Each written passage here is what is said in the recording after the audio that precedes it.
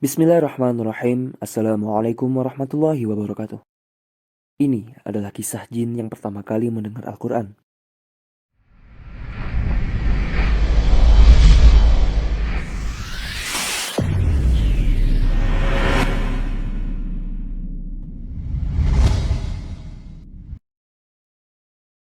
Kisah jin yang pertama kali mendengar Al-Quran mengingatkan kita kepada salah satu surat dalam Al-Quran. Dalam surat tersebut, Allah menceritakan kisah sekumpulan jin yang mendengarkan bacaan Al-Quran. Kisah ini diabadikan dalam surah Al-Jin yang terdiri atas 28 ayat, tergolong dalam golongan surat Makkiyah.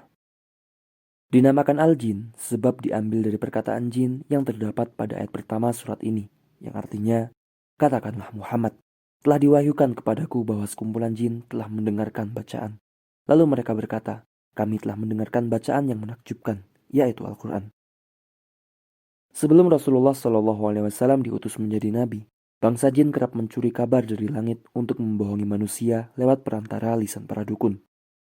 Dan setelah Al-Quran diturunkan kepada baginda Rasulullah SAW, para jin kemudian mencari tahu wahyu yang diturunkan itu.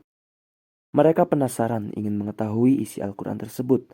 Mereka pun berpencar ke penjuru bumi untuk mendengar bacaan Al-Quran. Dikisahkan ketika Rasulullah SAW melaksanakan salat subuh bersama para sahabat, para jin mendengar lantunan itu dan merasa takjub lantaran tidak pernah mendengar untaian kata seindah itu sebelumnya. Demi Allah, inilah yang telah menghalangi kita dari mendengar berita-berita langit, sahut mereka satu sama lain. Mereka pun kembali ke kaumnya dan berkata, kami telah mendengar bacaan yang menakjubkan, ujar jin kepada pemimpinnya. Maka setelah itu, turunlah surah Al-Jin ayat 1 kepada Nabi Muhammad SAW. Dijelaskan dalam Sahih Muslim, ketika Rasulullah SAW berdiri dan membaca Al-Quran, bersamaan ketika itu, iblis melihat pintu langit ditutup dan tidak bisa lagi ditembus oleh iblis dan pasukannya. Saat itu iblis berkata, apa yang telah terjadi di barat dan timur sehingga kita tidak bisa lagi menembus langit? Maka ketika mereka mencari di penjuru barat dan timur, mereka pun menemukan cahaya Rasulullah SAW yang sedang berdoa dan membaca Al-Quran. Cahaya itu membuat para jin berdesakan untuk mendengar bacaan itu, sehingga mereka pun beriman. Dalam tafsir Ibnu Katsir, diceritakan bahwa saat itu ada beberapa jin yang diperintahkan iblis untuk melihat apa yang terjadi. Ketika para jin menjalankan tugasnya, justru mereka menyatakan beriman kepada Nabi Muhammad SAW. Para jin itu pun berdesakan ingin mendengar suara indah yang keluar dari jiwa suci yang merindukan Allah. Dengan getaran iman, kemudian para jin masuk Islam berkat suara indah Rasulullah SAW yang mulia. Sementara pendapat Ibnu Jauzi rahimahullah ta'ala dalam kitabnya Sifatus Sofwah punya kisah lain dari sebab turunnya ayat itu. Dari Sahal bin Abdullah, beliau berkata, suatu hari aku berada di pemukiman yang dulunya ditempati kaum Ad. Tiba-tiba, aku melihat perkampungan di permukaan tanah lapang yang berlubang. Di sana terdapat istana megah yang terbuat dari batu yang atap dan pintunya berlubang. Aku melihat di lubang tersebut banyak jin yang bermukim. Karena penasaran, aku memutuskan untuk masuk ke istana itu guna melihat sesuatu di dalamnya. Tak lama, aku melihat seorang tua yang berbadan sangat besar memakai jubah dari wol yang sangat lembut.